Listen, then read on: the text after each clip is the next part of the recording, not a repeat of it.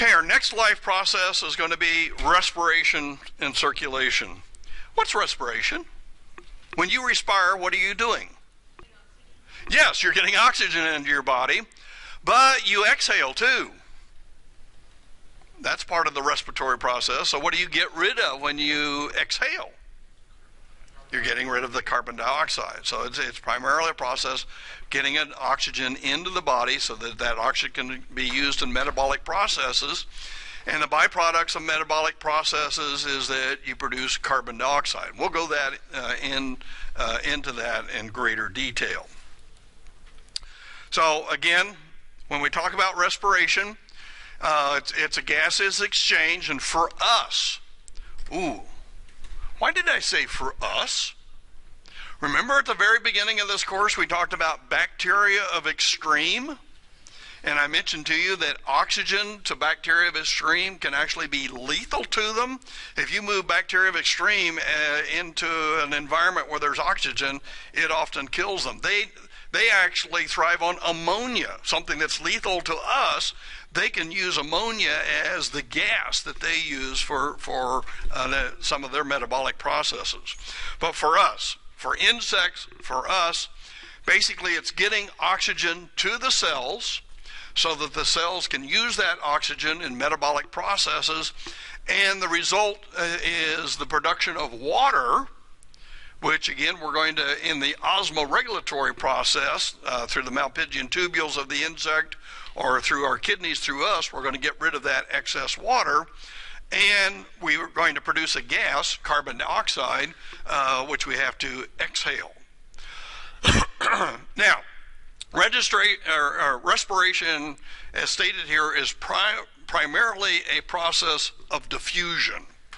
Now, what do I mean by diffusion? Well, diffusion, remember, is a gas moving through another media, and gases tend to go from a level of high concentration to a level of low concentration. You know this.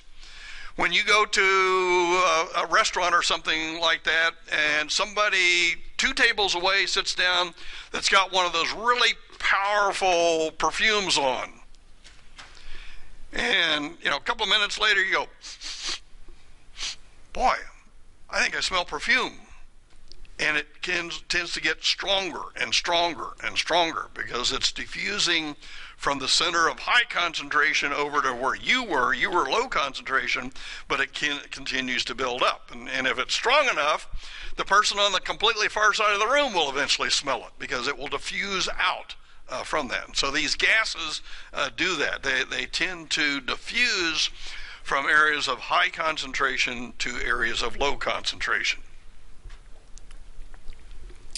Now, insects, remember, breathe using a tracheal system, and this is nothing more than a system of tubes. But when I say it's nothing more than a system of tubes, we're going to find out that it's a really complicated system of tubes and network in here. The trachea are ectodermal in origin. They came from that embryo ectoderm.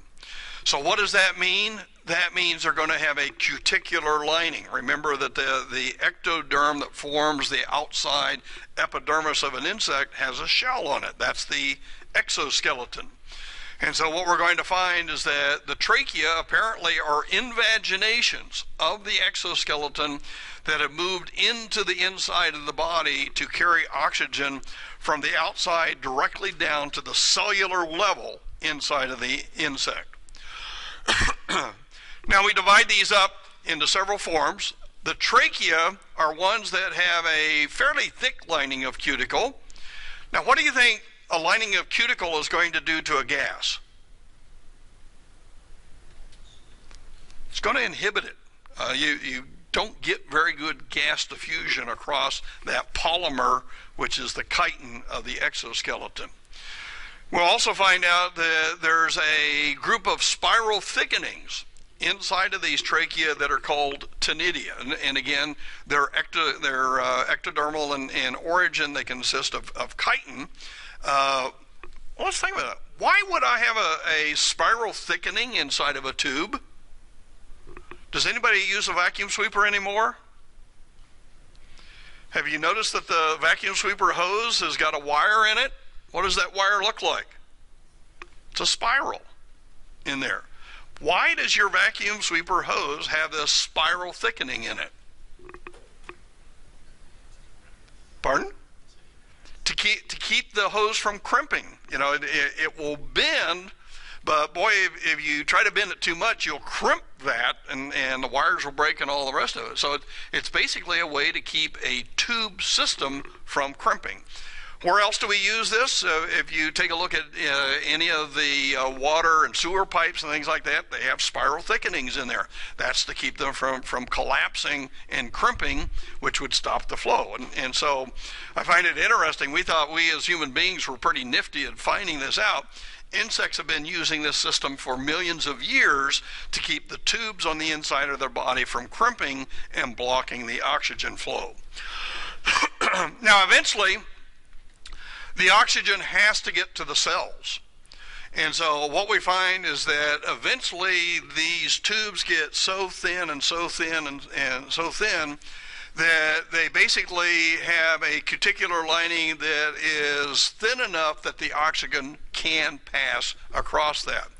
And so where we differentiate this, the true trachea will have a thick cuticle with that spiral lining in it, but then we have another set of much smaller tubes, which we call tracheoles, that don't have that spiral lining, and the cuticle is so thin that oxygen and carbon dioxide can cross across them. Now, there's a third category. I didn't used to have these in here, but after reading some insect physiology books, I figured I better put this in here, and this is air sacs. And what we find is that very energetic insects. Now, what do I mean by an energetic insect? Is that something that moves really slow? Or is that going to be something that moves really fast? Something that moves really fast, absolutely. Bees, wasps, things that fly, things that have to move fast, have to respire a great deal. They use a lot of energy in order to do the things that they do, need a really ready source of air and oxygen in their system. And so to do that, they have what we call these extra air sacs. They're expansions basically of the trachea that can hold an extra supply of oxygen in there, and so when it's needed, it would be readily available. Now, are there any other animals that have air sacs? I don't expect you to know this, but many birds also have extra lobes in their lungs that are called air sacs. Why would they have those? Flying is a very energetic process.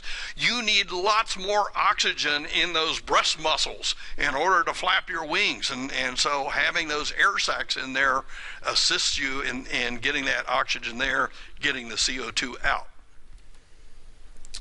Now here's a grasshopper, and this is a grasshopper showing not only the trachea in here. You can see the major tracheal trunks that are in here. You can see the openings of these tracheal trunks to the outside. And the opening of these trunks to the outside, there should be a pair of these openings on virtually every one of the segments of the body of the insect except for the head. We call those spiracles. And so the spiracles are the little openings that the trachea use to suck the air in and blow the carbon dioxide out. Now in this one you can see that there's these big air sacs in the abdomen.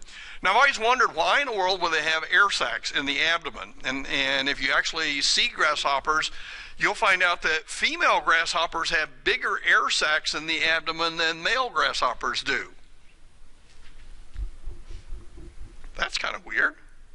What does a female grasshopper do in her abdomen that the male grasshopper doesn't do? Makes eggs. So making eggs apparently is a very energetic process, and so she needs more air in there to do that physiological process. Also, you can see here there's a big air sac up here in the thorax. And of course, that's where the leg muscles are and the wing muscles are. And so there's an extra chamber there in which the air is available whenever the grasshopper decides to jump, run, or fly. Now, in the diagram down below here, I wanted to illustrate to you what we were talking about in the trachea and tracheoles. Now, in the trachea, remember those are the major trunks in here. The trachea are going to have this spiral thickening, the tenidia, that goes in there that keeps that tube from crimping. But when I'm trying to get oxygen out into the tissues, now in this case we've got muscle tissue, those tenidia disappear, so the spiral thickening disappears. The exoskeleton thickness gets thinner and thinner and thinner. And as a matter of fact, another thing that's lost at the very end of these, what we call the tracheoles, is that they lose the waxy coating that normally waterproofs exoskeleton. And when you lose that waxy coating, what that means is that water can seep into those tracheoles. And well, I'll ask you, how do you get more oxygen to your little toe?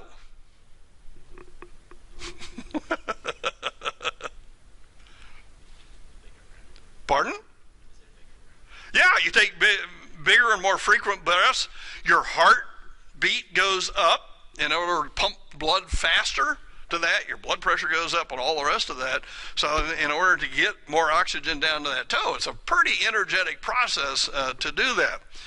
In the case of the insect, all they have to do is that if they need more oxygen in that muscle tissue, the muscle tissue just absorbs some of the water out of the tracheoles, and that brings the air right into direct contact with that muscle tissue. If the muscles aren't being used and they don't need to do that, water is allowed to diffuse back in there, and that kind of blocks the oxygen off, so you get less oxygen in there. Very different kind of a regulatory process than what we use. Yes? So two questions.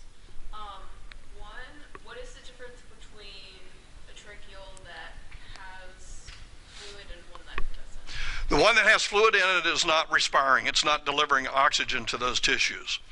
One in which the water has been removed, now oxygen is going to those tissues, and of course CO2 is coming back out of there also. Got it? So the fluid, so like when fluid is like in contact with the muscle, that's providing? It's basically blocking the immediate access to the air.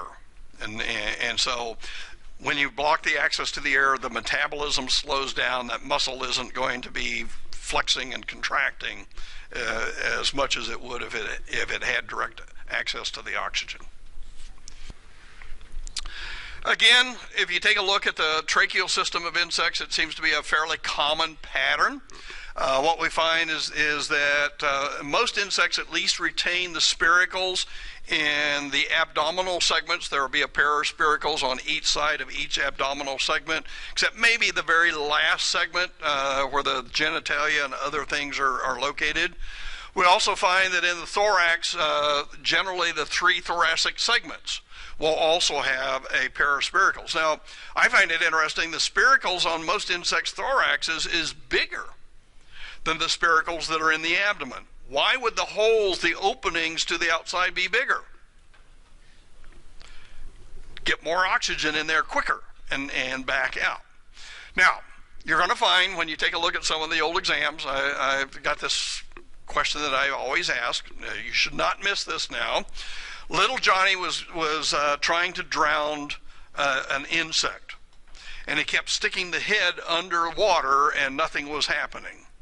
What did little Johnny, in order to drown the insect, what will little Johnny have to put underwater? The entire body except for the head.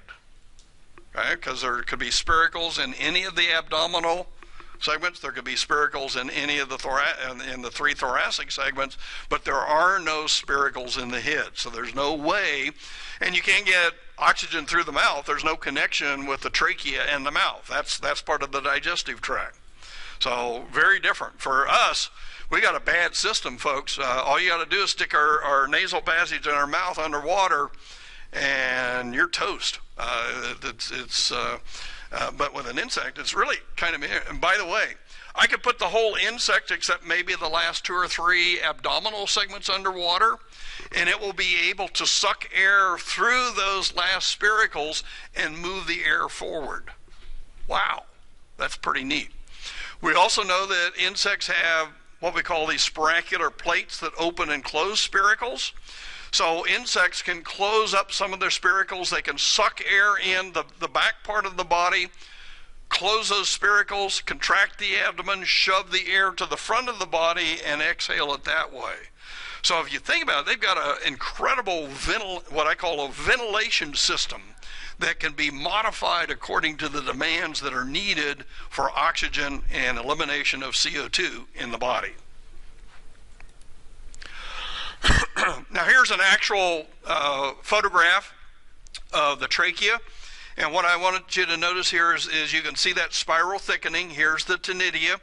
You can see here's a tracheal branch that goes off here. That's still a trachea. It's got the spiral thickening. Here's one that comes off, but there's a little tiny one right here coming off, and I don't see that spiral thickening in there. That's probably a tinnidium at that point. So again, the difference between a true trachea, which has a spiral tinnidia or thickening in there, and ones that don't, the tinnidia, those don't have that spiral thickening. Now, there are some unusual respiratory methods. We find out that Columba don't have any trachea. How did we say that Columba got rid of their ammonia? They're so small it just diffuses out. And again, many Columba are so small that they can diffuse oxygen in their thin cuticle and they can diffuse the CO2 out. So when you're that small, you don't need those trachea. You don't need those special things. We also talked about there are certain aquatic insects that had aquatic nymphs, those naiads, and we talked about that they had tracheal gills. Remember that the dragonfly had rectal gills, and in that case there are trachea that come into the rectum and form a whole bunch of fibers in there, and by moving water back and forth inside of the rectum, they can respire that way. There are many others, especially the mayflies, damselflies, things like that, that have flaps of their exoskeleton that go out into the water, and those are tracheated. They've got a lot of tracheal tubes in there, and they can respire that way. A really unusual one is found in some beetles, and we call that Plastron Respiration. They basically, there are beetles that once they get a little bit of oxygen attached to the hairs on the underside of their body, they never have to come to the surface again. If they're in fast-moving, well-oxygenated water, the oxygen and CO2 can diffuse off of this little plate of air that's attached to their body. Here's some pictures of different types of tracheal gills in here. Probably the easiest one to understand there is the damselfly naiad. You can see those 3 gills sticking out there, and all those little lines in there, those are tracheal tubes that are in there to allow for the exchange of oxygen and CO2 in and out of the body. The case of the caddisfly, they've got a whole bunch of little flaps that come off of the abdomen, stick out into the water, and again, those are tracheated. They have tracheal tubes in there. In the case of a stonefly, they're kind of hard to see here, but they have little tracheal tubes, some of them on the behind part of the leg, but primarily here on the thorax, little exvaginations of the exoskeleton. Here's a picture of one of those water beetles, and you can see it from the underside, and you can see here what they have is a whole bunch of heavy hairs on the underside of the body here. As you can see, they're turned down and they're coated with a heavy wax, and since wax is hydrophobic, repels water, they can keep air there, and as you can see, now what they're really doing, they still have spiracles in there, and the spiracles are taking in the oxygen that's in this sheet of air and putting the CO2 back into that sheet of air. But with water flow going by this through diffusion, there's always oxygen being replaced in that sheet of air and CO2 that's being taken away out of that sheet of air. Here's our system. I don't think I have enough time to talk about the complexities of this system, but we'll give it a quick try in here. Remember that when you take oxygen or you take air into your lungs, the lungs divide up in the tracheal, and oh, wait a second. Did you notice anything that's in your trachea? I don't know if you've ever had to butcher an animal, but if you take a look at the lungs, you'll find a spiral thickening in there. What is our spiral thickening? Cartilage. We use some cartilage in our tracheal trunks here in order to keep those from, during movement of our body and so forth, of getting crimped or impeding the movement of air in there. Notice that our lungs are divided into various lobes. And yeah, I never thought about this, but recently this has become very important. People who are diagnosed with cardiopulmonary respiratory problems, one of the techniques that they're using now is lung reduction. What? Basically what they're doing is they're taking off this inferior lobe out of the lungs there, and what that does is provide more space for the lung to expand. And generally COP is really water accumulation in the lungs, and by allowing those air sacs, your alveoli, to expand out, you can now more efficiently use oxygen in the air sacs that you've got in your lungs. So it's kind of interesting what can be done with these.